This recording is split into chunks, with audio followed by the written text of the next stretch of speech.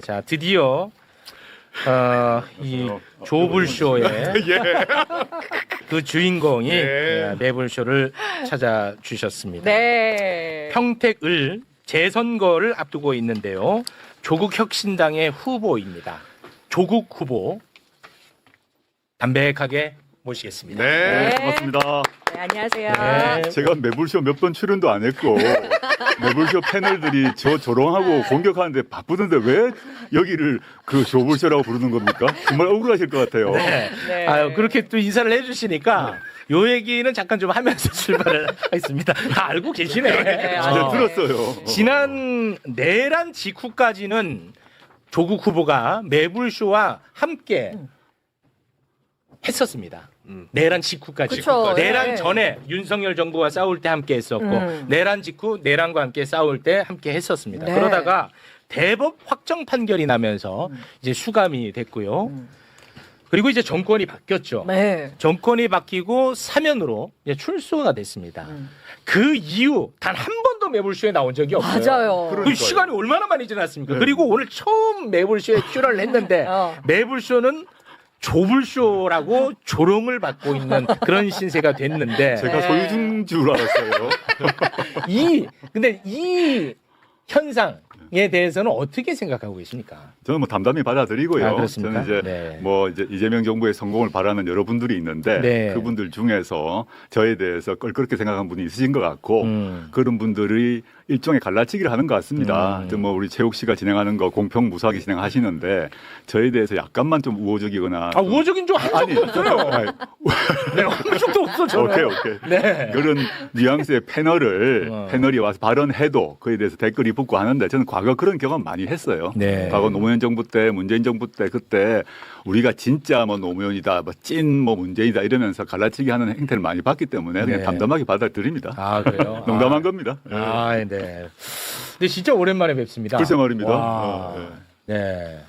지금 평택에서 바로 올라오는 길입니다. 마치고 바로 가야 됩니다. 무지하게 바쁘실 텐데 일단 귀한 시간 내서 오셨으니까 그리고 매불쇼에 진짜 그야말로 너무너무 오랜만에 출연을 하셨으니까 일단 인사 한마디 좀 부탁을 드리겠습니다. 안녕하십니까. 매불쇼 시청자 여러분, 정말 오랜만입니다. 정말 까마득하게 느껴지는데 이렇게 초대해 주셔서 감사드리고요. 지금 평택을에서 재선거가 치러졌기 때문에 제가 뛰고 있습니다. 저희가 민주당에 비해서 조직세가 많이 약합니다만은 제가 뚜벅이 유세를 하면서 하루에 뭐 10,000보, 20,000보 걸으면서 시민들과 만나고 그 마음을 받아서 꼭 3표 차로 당선되고자 합니다. 네. 그 조국 후보님. 예. 조국 후보님이 조국혁신당을 창당할 때 유시민 작가가 매불쇼에서 이런 말을 한 적이 있어요. 창당할 당시였습니다. 민주당하고 싸워서 이기려고 하면 진짜 무조건 질 거다. 그리고 앞으로 선거 기간이 언젠가 또 선거를 또 치러야 되고 그럴 테니까 그때마다 참 힘든 일이 될 거다. 이런 이야기를 했거든요. 유시민 네. 작가님은 저한테도 그런 얘기 많이 하셨고요. 저 네. 오랜 친교가 있으니까요. 어린 시절부터. 저는 민주당과 싸우진 않습니다. 항상 연대 단결해왔고 그러나 민주당 후보 또는 민주당의 정책과는 논쟁할 것은 논쟁하고 싸울 것은 싸워야 한다. 그게 이재명 정부의 성공을 바라는 그 마음이고 네. 예컨대 과거 내란 전담 재판법이라거나 최근에 있었던 공소청 중수청 법안 같은 경우 1안, 2안 정부 법안이 잘못됐지 않습니까? 그래서 최종적으로 3안 즉 대통령이 개입해서 정리했지 않습니까? 네. 그때 저와 조국혁신당은 1안, 2안이 틀렸다고 얘기했어요. 네. 근데 민주당 상당수 의원들은 침묵하거나 그 1, 2안을 옹호했죠. 근데 결과적으로는 저희 입장이 맞았잖아요. 그런 네. 걸 가지고 민주당과 싸운다고 하면서 여기를 조불쇼라고 말하는 건 틀린 일이죠. 아, 당사자가 조불쇼라고 하니까 이게 또 색다르네요. 네. 제가 그러면 아직 돈 벌어서 인수해야 되나 싶긴 하네요. 자, 그러면 그 조국 후보를 향한 뭐 여러 가지 비판과 비난 중에 가장 억울한 거는 뭐고 뭐 다 아실 거 아니에요. 당사자니까. 가장 억울한 건 뭐고 가장 뼈 아픈 건 뭡니까? 저에 대해서 이제 비난 중에 가장 억울한 것 중에 하나는 네. 뭐 당장 저의 지금 평택을에서 뛰고 계신 김영남 후보가 조국이 주가 조작 세력의 정점이라고 얘기하신 거죠. 과거에. 네, 과거에. 그러다가 요즘에 논란이 되니까 자신은 조국 일가라고 말했을 뿐이라고 말을 바꾸셨는데 그건 방송에 나와 있습니다. 그 만약에 이제 김영남 후보가 자신 있으시면 다음 매불쇼나 등등 방송에 나오셔서 네. 그때 했던 말 그대로 한 번 더 하시면 돼요. 조국은 주가 조작 세력의 정점이다를 그대로 한 번만 더 해주십시오. 그럼 바로 법적 문제가 되거든요. 네. 본인은 거짓말 안 하시고 문제없다 하셨으니까 그 말 그대로 한번 해주시면 좋겠다 싶고요. 네. 그게 이제 제가- 가장 억울한 비판 중에 하나고. 사모펀드 건으로 제가 도배가 되었고 2019년에 제가 주가 조작 세력의 정점이라고 공격했던 분들이 아주 많았고 저는 주가 조작 세력으로 단 한 번도 기소가 된 적이 없어요. 그리고 일부 공직자윤리법으로 기소됐지만 다 무죄 받았습니다. 그러니까 제 배우자 같은 경우도 주가 조작 혐의로 기소되지 않았습니다. 횡령 다 무죄 났고요. 네. 다른 차명 계좌로 유죄 났거든요. 저는 다 알고 있다고 봅니다. 그렇게 네. 말씀하시면 곤란하다 생각하고 네. 그게 자신 있으신 분은 그 말 그대로 나와서 하시면 돼요. 이제부터 네. 선거 기간 시작됐으니까. 네네. 뭐 그게 좀 그러네요. 근데 그거 이미 저는 다 지나갔고 그 점 가지고 따따부터 하고 싶지 않습니다. 지금은. 네. 알겠습니다. 그럼 가장 뼈 아픈 비판은 뭐라고 생각하세요? 야, 저는- 이거는 진짜 솔직히 나 좀 아프다. 근데 제가 2019년 이후로 이제 언론에서 비판을 했고 또 민주당에서 요구를 해가지고 제가 시민언론 민들레가 세어보았는데 그 시점에서 한 12번 사과를 했더라고요. 근데 그 뒤로 제가 여러 번 더 했기 때문에 최소 15번쯤 사과를 한 것 같습니다. 민주당에서도 사과 요청해서 사과를 했습니다. 당시에. 또 한겨레 신문에서도 사설 통해서 사과 요청해서 사과를 다 했고요. 그거 다 찾아보시면 됩니다. 저는 당시 그 시점에 제가 이제 교수로서 저희 그 자식에게 다른 당시 시점에 청소년들이 얻지 못한 각종 인턴십 기회, 제가 아는 사람 또는 뭐 저 직접 간접적 그런 걸 통해서 제공했던 자체에 대해서 여러 번 사과를 한 바 있고 네. 그에 대해서 제가 항상 인정해갖고 또 사과하라면 또 사과할 것입니다. 저는 네. 공인이 된 이상 어떠한 검증도 회피해서는 안 된다고 생각합니다. 네. 지금도 여전히 저에 대해서 그 비난할 수 있다고 보고 네. 그에 대해서 저 질문하시면 저는 인정할 거 인정하고 사과할 것입니다. 네. 소위 말하는 그 뭐 내로남불 프레임과 네네. 관련한 네네. 부분에 대한 입장을 또 말씀하신 것 네, 같습니다. 그렇습니다. 그거는 솔직히 가장 뼈 아픈 비판이다. 그렇죠. 제 스스로 흠결이고 성찰해야 될 부분이고요. 물론 네. 법률적으로 따질 게 있긴 합니다. 근데 그 얘기를 제가 하고 싶지 않다. 네. 그 시점에 뭐 저는 직접 관련되지 않습니다. 뭐 저의 배우자의 표창장 문제에 대해서 여러 가지 문제 할 수도 있지만 네네. 일단 그건 얘기는 하고 싶지 않다. 네. 일단 그 넓게 봐서 제가 한 16번 사과를 했고 앞으로도 그 점에서는 사과를 할 생각이고요. 네. 근데 그 점을 가지고 다투어야 될 시기는 아니라고 보고 네. 지금부터는 정치인 조국의 비전과 정책을 가지고 논의를 하는 게 맞다고 봅니다. 네, 알겠습니다. 국힘 제로를 표방하고 있지 않습니까?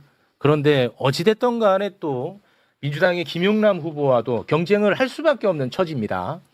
이제 그래서 제가 좀 궁금한 질문이 하나가 있는데 민주당을 지지하는 분들의 뭐 많은 분들은 김용남 후보를 이제 지지를 할 테고 그런데 이제 반면에 국민의힘에 굉장히 비판적인 생각을 갖고 있는 분들, 국힘 제로에 그 동조하는 분들, 이분들은 조국 후보에게 표를 줘야 될지, 김용남 후보에게 표를 줘야 될지 굉장히 고심이 깊을 걸로 생각됩니다. 이런 분들에게 나 조국이어야만 하는 이유가 뭐라고 설명하시겠습니까? 저는 지금 그 민주당 의석이 상당히 많지 않습니까? 네. 민주당 당적을 가진 정치인 한 명을 국회에 넣는 것이 중요한지 안 그러면 조국이란 정치인을 국회에 다시 복귀시키는 게 중요한지 판단을 해봐야 된다고 생각합니다. 저는 김영남 의원 뭐 개인적으로 잘 알지 못하지만 훌륭한 분이라고 생각합니다. 그렇지만 제가 아까 저 스스로도 검증 받아야 되고 평가 받아야 되거든요. 네. 그걸 회피할 수는 없습니다. 근데 김영남 의원께서 이제 국민의힘 시절에 네. 저는 김 의원께서 국민의힘 계시다가 민주당 합류한 거 잘하신 일이라고 생각하고 박수 친다고 박수 칩니다. 네네. 근데 국민의힘 시절에 세월호 법안에 반대한 12명 중에 한 명이었어요. 그리고 세월호 특조위에 대해서 세금 낭비라고 했습니다.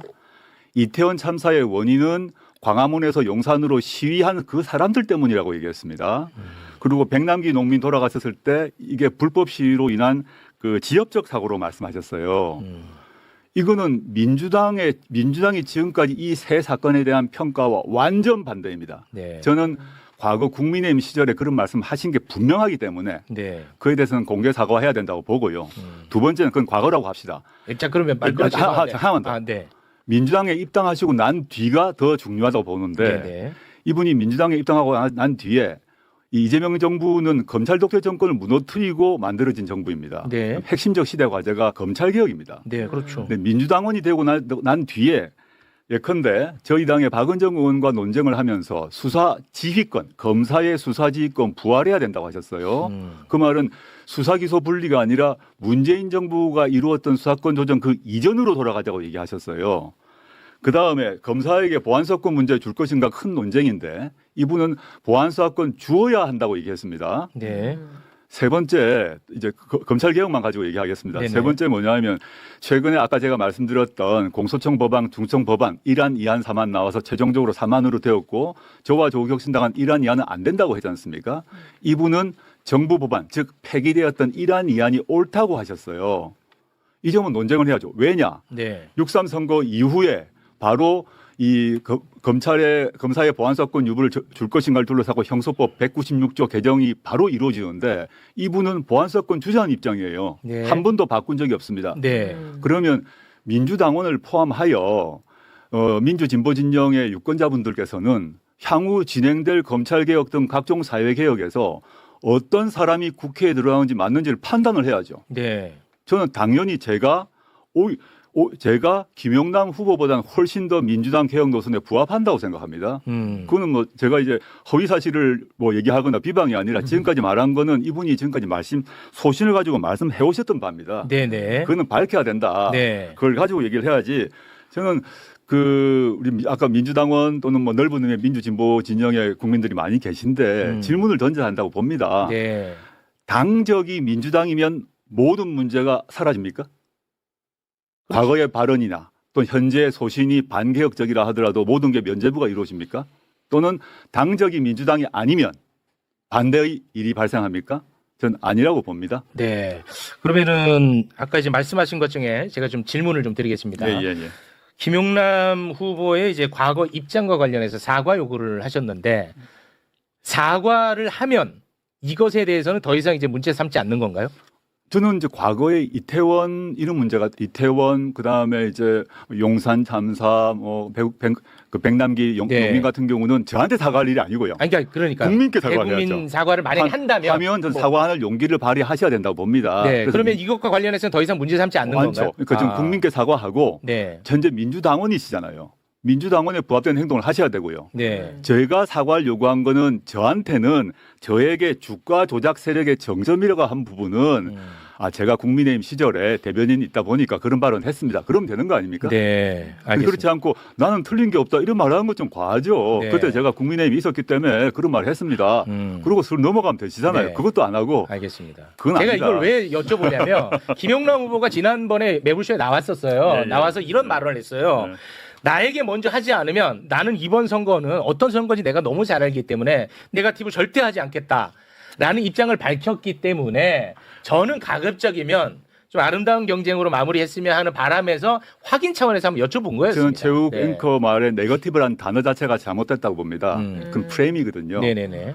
모든 선거는 상대 후보에 대한 검증을 해야 됩니다. 뭐 그렇죠. 네. 검증하지 않고 물론 허위 중상, 뭐 그다음에 조작, 뭐 흑색 선전 그건 네거티브죠. 네. 그러면 국민의힘 사람들에게 우리 검증 안 합니까? 해야죠. 당연히 하죠. 네.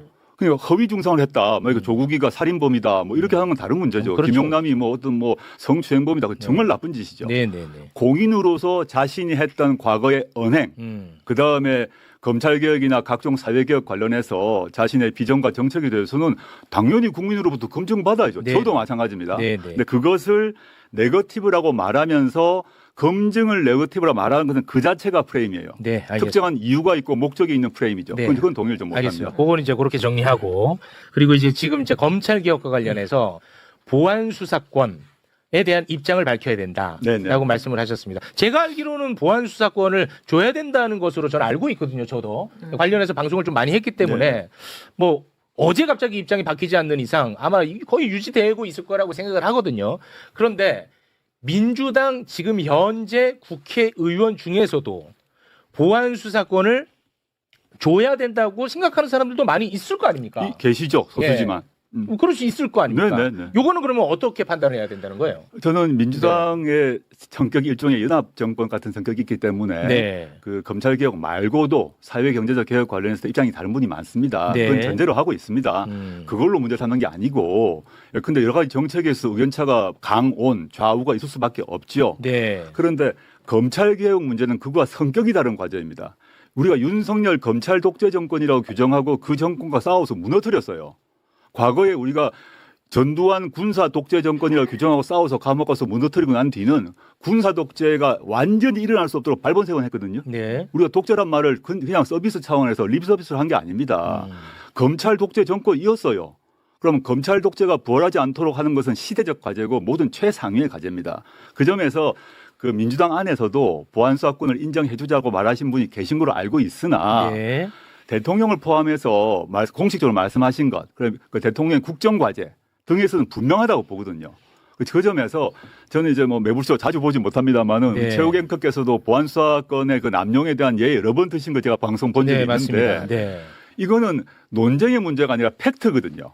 그럼 이게 이런 보안수사권을 저는 폐지를 하고 그다음에 보안수사 요구권을 원칙으로 하고 매우 예외적인 범위 안에서 인정될 수 있는 부분이 사실 있습니다. 제가 법률가 출신으로 그렇게 접근을 해야 되는데 그런 의미에서 매우 극도로 제한적 범위 내에서 보안수사권을 인정하자라는 얘기가 아니라 보안수사권을 전면적으로 인정하자는 것이 김용남 후보의 의견입니다. 소신입니다. 그거는 네. 뭐 저의 주장이 아니라 네. 말씀하신 게 다 있기 때문에 게다가 심지어 수사 지휘권까지 부활하자고 하셨어요. 이거는 검찰 독재를 완전히 봉쇄하고 윤석열 같은 정치 검사들이 나타나지 못하도록 만들기 위해서는 필연적으로 해야 되는 제도적 1차 과제입니다. 이 점은 민주당에 몇 분 계시죠? 근데 그렇다고 해서 최근에는 민주당의 검찰 출신 의원님들, 예컨대 양부당 의원님 같은 경우도 내가 생각 잘못했다. 네. 이제는 없애야 된다 하시더라고요. 네. 그렇게 하시면 되잖아요. 알겠습니다. 네. 매불쇼를 자주 보지 않는다는 말씀은 굉장히 달콤하게 들렸습니다. 달콤해요.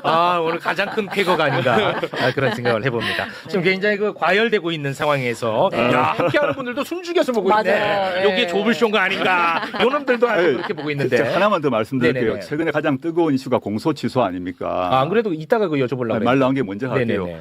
제가 사실은 민주당에서 공소취소 법안 이번에 특검 법안에 포함시켜서 제출을 했고 그걸 법안 자체는 아직 공개가 안 됐습니다. 그 의정 국회망에 안 떠 있는 상태인데 네네. 사실은 공소취소 문제를 제일 먼저 제기한 사람이 접니다. 네. 기록을 찾아보시면 작년 9월에 제일 제가 먼저 얘기했고 민주당이 재판중지법 만든다 그럴 때 그거 안 된다. 재판중지법 안 되고 공소취소로 가야 된다 해가지고 그 후로 청와대에서 재판중지법 중단하라고 지시하고 재판중지법 접었어요 그때. 제가 이제 공소취소를 계속 주장해왔어요. 네. 그런데 민주당도 지금 법안을 냈고 저는 물론 시기와 방법 경로는 법안은 좀 세밀하게 다듬어야 된다고 봅니다. 네네. 지금 언론 보도를 통해서 본 걸 봐서는 저로서는 이거 좀 다듬을 필요가 있겠다 생각을 하는데 그건 좀 뒤에 일이고 네네. 그냥 공소취소 필요성을 얘기했는데 공소취소 이 사안은 대장동 사건 아닙니까? 네. 지난번에 며칠도 안 됐죠. 국정조사 통해서 각종 조작 다 나왔지 않습니까? 그렇습니다. 그래서 모든 국민이 분노하게 됐고 그렇죠. 과거 이제 50 청문회 비슷하게 분노가 일어나서 했던 것처럼 이 일이 벌어졌어요. 네. 지금도 공소취소의 방법에 대해서는 논쟁이 있을 수 있습니다. 이번 특검법 방식이냐 뭐 그건 차치하고. 네네네. 근데 제가 이 말씀을 왜 드리냐 하면 김용남 후보께서 대장동 사건을 거론하시면서 당시 과거에 이재명 대통령이 수천억 원의 배임을 했기 때문에 무기징역 받아야 될 사안이라고 말씀하셨거든요. 과거에 물론 네. 이에 대해서도 자기가 판단 잘못했다고 말씀하셔야 됩니다. 지금 침묵하시고 있는데 네. 저는 공인은 특히 선거에 나온 공인은 자신이 과거에 발언 중에 잘못된 건 잘못했습니다. 네. 내가 그때 이랬습니다. 정리를 하셔야죠. 네. 지금 답을 안 하시잖아요. 이런 질문에 대해서. 이건 네거티브가 아니죠. 지금 가장 최근에는 공소취소, 좀 더 가까이는 중수청법안, 공소청법안, 더 거꾸로 가게 되면 보안수사권 등등에 있어서 이 민주당 당원이 되시고 난 뒤에 김영남 의원이 밝혀오신 자신의 소신은 네. 저는 이재명 정부의 국정 철학과 맞지 않다고 보고 오히려 제가 일관되게 주장해왔던 보안수사권 안 된다. 공소취소 해야 된다. 그다음에 중수청법안, 공소청법안 이래야 된다는 게 결과적으로 다 보면 이재명 대통령 입장과 맞지 않습니까? 네, 알겠습니다. 이거를 판단하는 것이 맞지 단순히 어떤 사람이 특정 선거 시기에 당적이 A이기 때문에 무조건 옳고 어떤 사람은 그 특정 시기 특정 선거에서 당적이 B이기 때문에 공격하고 그 B가 출연하면 조불쇼가 되는 겁니까? 그 조물쇼 좀 그만하세요. 네. 그런데 이런 측면은 또 있을 수 있잖아요. 예. 그러니까 제가 뭐 반론을 제기하자는 건 아니고 예를 들어서 이게 정당이 중요한 이유는 뭐냐면 내가 이런 생각을 갖고 있다가 당을 옮겨서 이런 정당이 오면 그 정당을 거스를 수 없는 측면이 있지 않습니까? 이제 그래서 당을 옮겨서 과거에 했던 발언 일일이 다 그걸 설명하기가 또 쉽지 않을 테고 그래서 당을 옮겨서 이 정당과 함께하는 노선으로 가겠다는 거 아니겠습니까? 그 자체가 그렇게 봐줄 측면은 없을까요? 전 그렇게 봐주고 싶은 것은 참 선의를 너무 가지고 선해다. 해주신다고 생각하고요. 네. 저는 많은 정치인들 당적 옮길 수 있다고 생각합니다. 그리고 특히 이제 국민의힘 계열 또는 보수 정치인들이 반대쪽 진보 또는 민주 진영으로 옮겨오는 거 환영해야 된다고 봅니다. 네. 너무 그거 당연한 거죠. 아직도 윤호겐 하는 애들보다 정신 나갔기 그런 애들 때문에 다 이쪽으로 오는 게 저는 낫죠. 소멸돼야 할 네. 정당이기 때문에 그렇습니다. 민주당이든 어디든 오는 게 맞고 네. 환영해야 된다고 봅니다. 그거 하고 제가 좀 과한지 모르겠습니다만은 과거 우리 독립운동 하셔서 훈장 받으신 분들 중에서 유공자분들 중에서 출발은 친일파가 계셨어요. 친일파 하다가 안 된다 해서 독립운동 하시고 지금 우리 다 독립운동 유공자분이 계십니다. 그거 좋은 일 아닙니까? 네. 좋은 일이죠. 좋은 일이죠. 근데 그 사람 보고 너 옛날에 친일은 이런 얘기 안 합니다. 근데 그분들은 친일 하다가 독립운동으로 넘어올 때 자기가 이거 잘못했습니다. 그리고 앞으로 이렇게 하겠습니다. 라고 다 했어요. 네. 그게 너무 당연하다. 이게 일반 사인은 네, 보통 네. 시민은 이제 내가 A 정당 지지하다가 B 정당 지지하다가 얼마든지 바꿀 수가 있습니다. 네. 그래서 비난할 수 없는데 알겠습니다. 공인은 그렇게 해서 안 된다. 공인은 공적 발언과 공적을 행동을 하고 네. 그에 대해서 잘못했으면 잘못했다 하고 네네. 그다음에 그걸 가지고 논쟁해야 민주주의가 발달하는 거 아닙니까? 네. 그냥 두루뭉실 넘어갈 수는 없죠. 알겠습니다. 그 팩트의 문제와 정치 노선의 문제는 구별을 해야 된다고 보는데요. 과거에 저는 타당에 있더라도 실제로 이태원 참사라든가 세월호 이런 것에 대해서 황당무계한 이야기한 거는 썩고 대제해야 되는 거예요. 네네. 정치인이 당적을 바꿨다고 해서 그런 일륜적인 것에 대한 시각의 행위가 바뀌지 않는 겁니다. 그건 이제 보편적 저는 이 부분에 가치니까. 대해서는 김용남 의원이든 네. 전에 지적하셨던 이모 의원이든 이거 끝까지 정치인은 상처처럼 따라가는 거예요. 네. 이거 끝까지 사과해야 되는 부분이라는 거고 네네. 그다음에 이제 대표님 말씀하신 분 중에 검찰개혁 부분에 이런 부분들은 이제 노선의 차이니까 이거는 이제 김용남 의원하고 이제 대표님하고 또 생각이 다를 논쟁을 수 해야 될 있고. 부분이다. 저는 그렇게 생각 다를 수 보여지고요. 있고 거기에 따라서 투표를 또 달리하면 되는 거고. 그렇죠. 네, 그래요. 그렇죠. 저는 정당은 동의합니다. 이제 말씀에 어쨌든 동의합니다. 이제 정당의 당의 결사체이기 때문에 네. 김용남 의원이 민주당 소속이기 때문에 기존에 있었던 것들을 버리고 네. 버리는 절차를 본인도 거쳐야 되고 민주당 의견에 따라야 되는 거고 그리고 또 저 같은 경우는 이제 민주당 당적이 있으니까 이제 김용남 의원을 지지를 하는 거고 그렇게 이제 그런 순서로 봐야 되고 당연하죠. 이제 대표님께 드리고 싶은 이야기는 이거예요. 대표님 이야기를 들어보면은 사실은 대표님은 그냥 지금 민주당에 오셔야 돼요. 예? 왜냐하면은 이재명 정부의 성공이라든가 민주당 내에 이른바 검찰개혁 노선, 사법개혁 노선에 대해서 잘못된 판단들을 하고 계신 분들에 대한 견제, 논쟁 이런 것들을 지금 상생적으로 하시겠다는 취지를 말씀하셨지 않습니까? 네. 그건 같은 당인 거예요, 사실은. 그거 어떻게 가는 거예요? 민주당. 넓게 봐서 네. 민주당과 조국혁신당이 넓은 민주진보 진영의 큰 지붕 안에 사실 합당이 있죠. 그만해. 다음에. 아니. 아우, 나 이 힘들어. 말씀을 해야 될 것 같습니다. 근데 지금 이제 우리 박평론가님 말고 별도로 그렇게 말씀하신 중에 일부가 합당을 정청래법 합당 제안하셨잖아요. 근데 합당이 아예 논의도 진행되지 않고 민주당 내부의 분란 속에서 끝났지 않습니까? 그때 그런 말씀하시는 분들이 합당을 반대하셨잖아요. 그래서 그때는 합당을 반대해놓고 제가 이제 그때는 합당을 반대해놓고 지금은 대통령의 조국은 민주당 이제 말씀이라든가 답다라고 얘기하시는 거죠. 대통령의 말씀이나 흐름을 말씀드리는 거예요. 교수님. 조건이라든가 논쟁해야 될 거리 없는 합당인 거예요, 사실은. 네, 그러니까 저는 이 말씀입니다. 합당 끝났고 앞으로 6.3 이후에 8월 전대를 앞두고 민주당에서 합당 논의가 나올 거라고 저는 예상합니다. 그러면 또 이제 갈등이 되는 거예요. 예, 제 말은 그래서 교수님, 나 좀 살려줘 있어. 아니 그러니까 이제 제가 이거는 짚어야 되는 게 아니, 저도 이제 합당 반대론자로 몰려 있는데 합당 반대론자가 아니라 다른 게 없는데 뭘 특별히 해야 될 게 없고 조건을 걸어서 토론할 거리가 없는 거예요. 우리 뭐 특정인을 말씀해서가 아니라 그 네. 시점을 돌아보면 아이고. 그 시점에는 절대 조국은 빨갱이다, 토지 공개념 빨갱이다 아유, 하면서 그게- 합당 반대를 하신 그렇게 분들이 반대하신 분들이 이상한 분들이 그래. 그땐 네. 그렇게 하셨어요. 아, 있었죠. 그리고 저하고 정청래 저는 대표가 그런 분이 아니라는 이야기를 제가 압니다. 이야기 예. 들었는데. 그렇게 하고 저하고 정청래 대표가 밀하겠다고 하셨어요. 네, 그래서 후보님. 합당을 못 하게 했어요. 후보님. 해놓고 알았어요, 지금 후보님. 뭐라 그러냐면 후보님. 아니 왜 알았어요. 지금 후보님. 왜 같은 당인데 참. 그거는 말이 안 맞잖아. 후보님, 제가 아주 그냥 좀 사사롭게 하나 예. 좀 여쭤보고 싶은 게 있어요. 후보님이 뭐 기분 나쁠 수 있는데 괜찮습니다. 이런 세간의 평가가 있어서 제가 드리는데 예. 후보님은 후보님에 대한 비판을 뭐 물론 누구나가 내 비판하면 다 싫지. 근데 유독 거기에 대해서 조금 더 불편해하신다라는 의견들이 좀 존재하더라고. 예를 들어서 뭐 그런 주장할 수 있죠. 그러니까 예를 들어서 뭐 과거에 뭐 같은 생각을 하고 같은 길을 가던 사람들도 조금 비판하면 뭐 SNS 친구를 뭐 끊는다든지 뭐 그런 이제 여론이 좀 존재하더라고요. 오신다고 해서 막 여론 취합을 좀 해봤는데 거기에 대한 평가는 어떤? 좀 기억이 없습니다. 네. 제가 SNS 친구 끊은 사람은 저에 대해서 허위 주장을 올린 분들은 허위 끊었습니다. 주장. 네. 그리고 저나 저희 가족에 대해서 입에 담을 수 없는 말을 한 분들 이제 그분들과 친구를 맺어야 됩니까? 제가 왜 그렇게 살아야 되죠? 그렇진 않다는 예, 거군요. 아무튼. 물론 저에 대해서 비판하는 걸 좋아하는 사람 은 아무도 없는데 없죠. 제가 아까도 말씀드렸습니다마는 제가 2019년 이후에 뭐 우리나라에서 비판의 양으로 봐서는 네. 아마 1등, 2등 그건 다를 맞습니다. 정도로 받았고요. 네. 그래가지고 그 비판한 분들에게 사적으로 해코지하거나 네. 비난한 적은 한 번도 없습니다. 그건 제가 공인으로 감당해야 하기 때문이에요. 네. 법무부 장관으로 후보로 감당했고 지금도 마찬가지고요. 네. 근데 그걸 가지고 뭐 우리 뭐 꽁황이니 우리 박 교수님한테 제가 뭐라 한 적이 있습니까? 저는 뭐 그런 네. 보면서 비판한 적이 알겠습니다. 없습니다. 지금 이제 너무 뜨거워져가지고 네. 잠깐 좀 민심 잠깐 좀 살펴보고 가도록 하겠습니다. 일단은 평택을 재선거 후보자 얼굴부터 잠깐 쓱 한번 볼까요? 요렇게 이제 좀 어마어마합니다, 진짜. 아, 진짜 와. 여기가. 치열하다. 예. 진짜 이거 하나만 잠깐 요렇게까지 어마어마한 경쟁 구도가 될 걸로 생각을 하셨습니까, 후보님?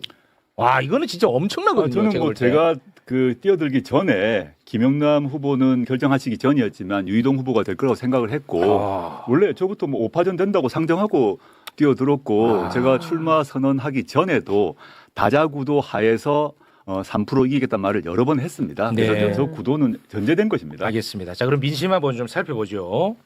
조 대표님, 예, 위험 요인부터 들으시겠습니까? 기회 요인부터 뭐 들으시겠습니까? 마음 편하게 하십시오. 옆에 계시니까 좋은 소식부터. 편하게 하십시오. 5페이지를 보시면은 자, 좋은 소식. 네, 인천일보가 이제 여론조사 한길리서치에 의뢰한 겁니다.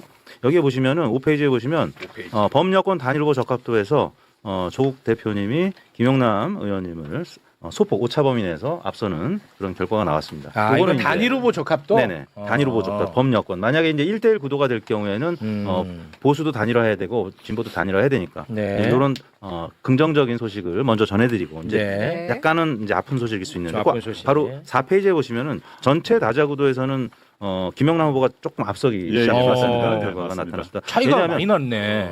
왜냐하면 민주당 지지율이 이 지역에서 이제 높잖아요. 아무래도 네. 조국혁신당보다는 당 지지율에 좀 차이가 나기 때문에 네. 이게 이제 5월 1, 2일 조사한 거고 그 전에 조사한 내용은 뉴스토마토, 미디어토마토 조사인데 이 조사에서는 격차가 이제 그보다는 좀 작습니다.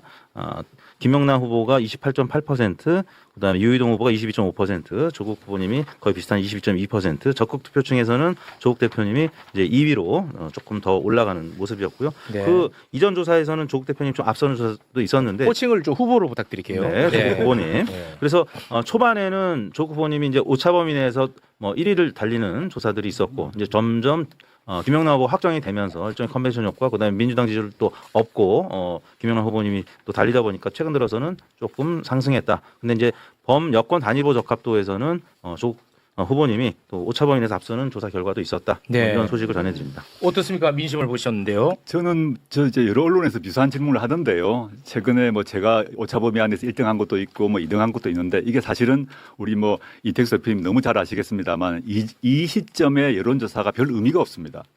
지는 사람들이 꼭 이런 얘기합니다. 두고 보시죠. 네. 어. 한 달쯤 뒤에 여론조사가 중요하다고 저는 생각을 하고 있고요. 네. 왜냐하면 지금은 이제 김영남 후보가 최근에 확정되면서 민주당 당원들의 결집이 높아지고 있고요. 네. 그리고 또 물론 그 전에 민주당에 대한 강한 지지율 이게 이제 일종의 그 밴드웨건 효과 이런 걸 받고 있다고 보이고.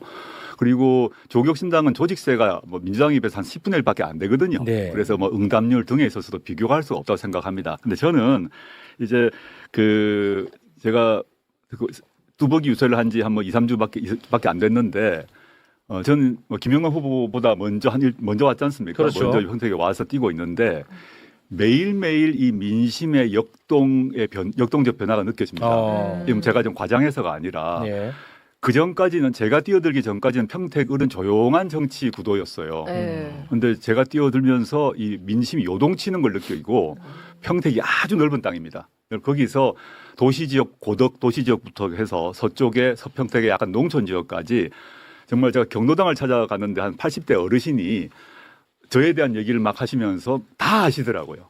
이 도시지역 말고도. 그러면서 논쟁도 하시고 그 경로당 작은 데서 누가 좋아 논쟁을 하신다는 겁니다. 네. 저는 이제 겨우 시작이고 현재 여론조사는 응답률로 생각하게 되면 민주당 지지율이 당연히 높기 때문에 민주당은 예컨대 시장도 현직 시장 후보들이 여러 명 계시고 현직 시의원, 도의원, 예비 후보도 많이 계세요. 조직들이 있어가지고 전화를 잘 받게 되고 저희는 몇 명이 없어요. 네. 그런데 저는 궁극적으로는 이게 큰 판이 바뀔 것이라 보는데 저는 황교안 또는 유이동 이런 사람들은 쭉 빠질 거라고 봅니다. 현장에서 보면 네. 우리 아까 이게 유이동 후보 나옵니다마는 현장에서 보수라고 얘기하시는 분들 또 국민의힘 찍었다고 하시고 또 평택 토박이라고 하시는 분들이 뭐라고 하시냐 하면 난 지금까지 유이동 찍었어. 그런데 3선 그분이 재보궐선거로 1선을 했기 때문에 3선 10년을 해줬는데 해놓은 게 없어. 난 절대 유이동 안 찍어 이러세요. 여러 명 들었습니다. 네. 그리고 황교안 같은 경우는 올해 뭐 그렇게 주변 곧 빠질 거라고 봅니다. 알겠습니다. 저는 유이동에 대해서는 큰 의미가 없고 제가 유이동을 빠지게 만들 것이고 유이동이 빠지는 만큼 그것이 어디로 갈 것인가 훨씬 중요할 것이라고 알겠습니다. 보고 이제 시작입니다. 네. 후보님 시간이 없어가지고 예. 짧게 질문 딱 2개만 드리면서 네네. 마무리를 짓겠습니다. 짧게 답해 주세요. 짧게. 이거는 뭐 김용남 후보에게도 드렸던 질문인데 어찌됐든 저의 최대 관심사는 평택 의뢰한에서 유이동 후보를 막는 것입니다. 저는 그렇습니다. 네네. 그래서 이제 드리는 질문입니다. 나 조국 후보는 무조건 단일화만큼은 꼭 하겠다. 또는 나는 무조건 단일화만큼은 안 하겠다. 이런 생각은 없으신 거죠? 경우에 따라서 할 수도 안 할 수도 있는 거죠. 그러니까 유이동 후보를 막을 수 있다면. 어떤 정치 영역에서 무조건 한다, 무조건 안 한다라는 건 없다고 생각하고요. 그렇죠. 네. 근데 지금 시점에서 단일화를 말하는 게 매우 공학적인 얘기라고 생각합니다. 네. 그거 단일화 문제는 지금 예컨대 저와 김영남 후보가 만나서 이렇게 뭐 서로 합의를 하고 룰을 짜고 이렇게 하는 것은 절대 이루어질 수도 없고 승리할 네. 수 없다고 생각하고요. 그러니까 지금 뭐 그런 요구도 없고요. 없고요. 네. 그리고 저는 평택 민심의 흐름, 그 흐름이 제일 중요하고 네. 그 흐름이 자연스럽게 한쪽으로 몰아가는 것을 저는 평택 시민들이 만들 거라고 봅니다. 알겠습니다. 네. 제일 중요한 질문 드리겠습니다. 평택에서 가장 하고 싶은 일 그리고 국회에서 가장 하고 싶은 일 각각 하나씩 부탁드리겠습니다. 제가 평택 공약으로 교통 공약을 1탄으로 내세웠습니다. 교통. 네, 교통입니다. 그게 왜 그러냐 하면 제가 네. 기자회견 하기 뭐 하루 전날에 공부하진 않았을 거 아닙니까? 오랫동안 준비를 하지 않았겠습니까? 네. 평택 경우는 동평택이건 서평택이건 도시 쪽이건 농촌 쪽이건 모두 교통으로 고통받고 있습니다. 심각합니다. 그래요. 지금 취재원 기자들이 한일 같이 하는 말이 저보고 오늘도 그렇게 취재 인터뷰를 했는데 왜 조 대표께서 교통 공약 냈는지 이제 알겠다 그래요. 이제 서울에 계신 분들은 평택 그러면 수도권이고 경기도고 그래서 교통 괜찮다고 생각하는데 와 보면 두 가지로 말씀드리겠습니다. 동쪽 고덕 쪽 같은 경우는 거긴 평균 연령이 한 40세 젊은 부부들이 많이 살고 삼성전자가 와 있고 거기를 통해서 미군들이 들어와서 팽성으로 내려가거든요. 근데 KTX가 없습니다.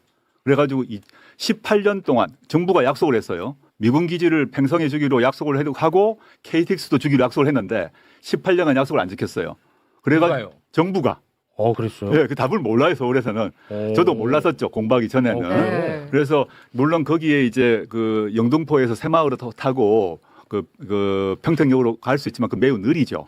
그래서 외부에서 바이어가 오거나 미군 관계자가 오거나 삼성전자 관계자가 오거나 할 때 그 차를 타고 오거나 안 그러면 평택역으로 와서 다시 택시 타고 한 아유. 40분 50분 가야 돼요. 네. 엄청난 불만이 있고 서평택 지역은 좀 농촌 지역인데 거기는 어떤 정도인가 하면 버스가 1시간에 한 대 옵니다. 오. 이게 서울 분들은 버스 갈 오. 때 앱으로 시간 딱딱 맞춰 타시죠. 네. 네. 1시간에 한 대 올 뿐만 아니라 그 시간을 놓치면 그걸 시간이 정확하지 않기 때문에 놓쳐버리면 1시간 반 동안 버스를 못 타요. 에?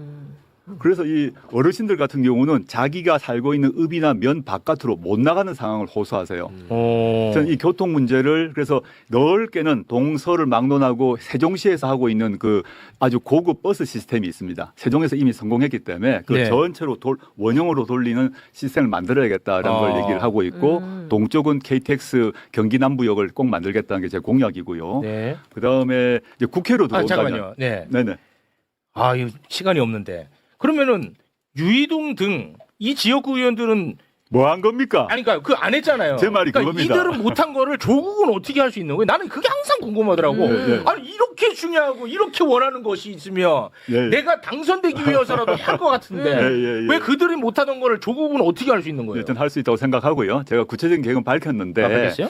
일단 유이동 후보는 제가 조사한 바에 따르면 네. KTX건 제가 말한 그 세종시 시스템의 광역버스 체제 등 간에 평택의 교통 문제에 대해서 본회의 상임위 등의 질문을 한 바가 없습니다. 아 우선순위가 밀려 있다고 질문 자체를 한 바, 부서 대상으로 질문을 하지 않았어요. 관심이 없으세요. 관심이 없었다. 그리고 계획 같은 경우는 제가 아마 최초로 할 수 있을 것 같은데 지금까지 국토부와 LH 평택시가 서로에게 핑퐁을 해서 미뤄왔습니다. 저는 협의체를 만들어서 공동 책임지도록 하는 방식으로 할 생각이고 네, 알겠습니다. 예, 그다음에 대한민국으로 넘어가게 되면 국회에서 예, 국회로서 당장 해야 될 일은 6.3 선거 이후 바로 문제가 될 게 형사소송법 검찰소송법 개정입니다. 196조. 검찰개혁. 검사의 보안 수사권을 줄 것인가 말 것인가 준다면 어느 범위에서 줄 것인가 문제가 매우 중요하고 이 문제는 경론이 일어날 수밖에 없습니다. 네. 저는 확고한 입장이 있습니다. 네. 저는 이제 뭐 국민의힘은 얘기할 필요가 없고요.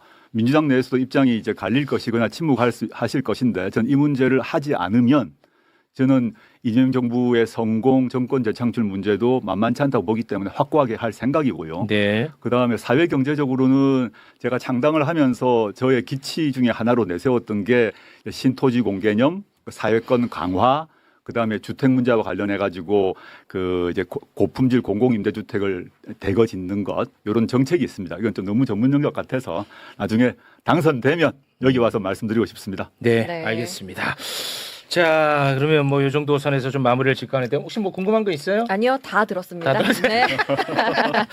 지난번에 김용남 후보도 나왔고 네. 오늘 이제 조국 후보가 또 나왔습니다. 두 후보가 또 매불쇼에 노크를 한다면 또 한 분을 모시면 한 분 또 모실 수밖에 그렇죠. 없어요. 예. 예, 그럴 수밖에 없지 않습니까? 양자 토론해 주시죠. 아, 그것도 좋고요. 그때는 두 분에게 다 불편한 질문을 하도록 하겠습니다. 네. 네. 고맙습니다. 네. 저는 최대한 좀 세상에 그렇게 그럴 수는 없겠지만 최대한 으쌰 경쟁. 요거를 좀 원하는데 네. 그것도 그럴 수는 없겠죠. 하나만 말씀드릴게요. 네. 단일화 이야기 안 하셔도 돼요. 지금 평택이 한국 사회의 유권자 지형에서 정말 저는 근본적이고 좋은 변화를 만들어주고 있다라고 봅니다. 제 생각에는 조국 후보와 김용남 후보가 끝까지 1, 2를 다툴 가능성이 높기 때문에 네. 단일화 이야기 안 해도 됩니다. 네, 알겠습니다. 실제로 뭐 지금은 단일화 요구도 없어요. 네. 실제. 알겠습니다. 자, 오늘은 여기서 좀 마무리를 지을까 하는데요. 오늘은 뭐 조불쇼 얘기는 없겠지. 오늘 뭐 그럴 게 없잖아. 그래도 공격할 것 같은데. 근데 내가 또 이렇게 하면서도 네. 약간 또 좀 미안한 느낌도 있어요. 저를 출연 네. 이제 뭐 진짜 엄청나게 오랜만에 출연시켜 주셨는데 네. 또 조불쇼 공격하면 또 출연 안 시켜줄 거 아닙니까? 아니, 뭐 그렇게 사사롭게 하진 않는데 네. 뭐 조불쇼를 내가 아니라고 하면은 뭐 마치 그 조국 혁신당이나 조국 대표가 무슨 뭐 세상에 절대 악도 아닌데 내가 막 그래서 그런 게 아니에요. 예. 이거 이런 해명도 내가 해야 되는지 모르겠는데 그런데- 그게 아니라 네. 관계가 없으니까 없다고 하는 거야. 그냥. 그런데도 불구하고 놀랍게도 조부쇼라고. 조불쇼가 또 아이고. 놀랍게도. 네, 알겠습니다. 알겠습니다. 아유. 자, 1부는 여기서 좀 마무리를 짓도록 하겠습니다. 오늘 2부, 3부 아주 또 꽉 채워져 있습니다. 맞아요. 여러분 2부, 3부 끝까지 함께해 주시기 바라겠습니다. 함께해 주신 네 분과는 여기서 인사 나누겠습니다. 네 분 대단히 고맙습니다. 감사합니다. 고맙습니다. 네.